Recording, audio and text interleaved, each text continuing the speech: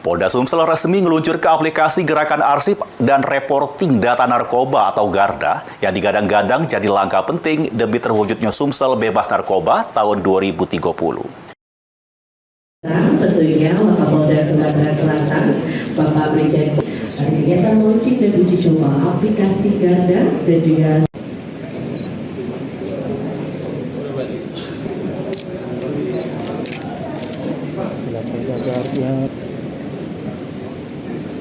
Aplikasi Gerakan Arsip dan Reporting Data Narkoba atau GARDA resmi diuji coba serta diluncurkan oleh Ditres Narkoba di Gedung Presisi Mapolda Sumsel.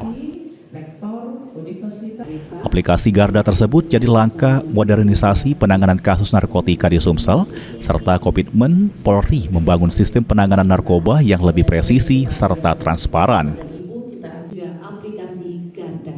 Selamat menyaksikan. Assalamualaikum warahmatullahi wabarakatuh. Kepolisian Daerah Sumatera Selatan. Sumsel bebas narkoba 2030.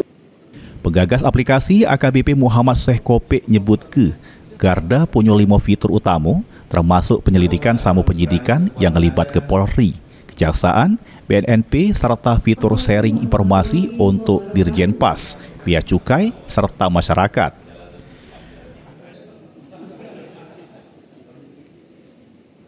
Sekopek berharap aplikasi GARDA bisa jadi basis digital nasional, serta terus dipakai sama dikembangkan meski dirinya dimutasi.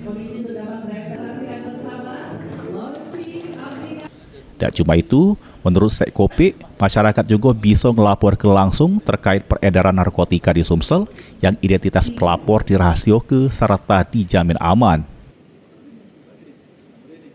Fitur utamanya adalah proses penyelidikan dan penyidikan, di mana itu penyidik Polda, Polri, ya, terus Kejaksaan dan juga dari BNN. Itu fitur yang menyangkut dengan teknis. Nah, dia ada fitur sharing informasi. Itu bisa dari Bea Cukai, dari Kesbangpol, tadi kan dari Dirjen Pas, juga masyarakat. Masyarakat bisa juga sharing informasi di sini. Bukan hanya sharing informasi, bahkan melaporkan bisa. Ya, ini udah kita buatkan pengamanannya sehingga nanti masyarakat yang melapor ini identitasnya bisa dirahasiakan. Ya.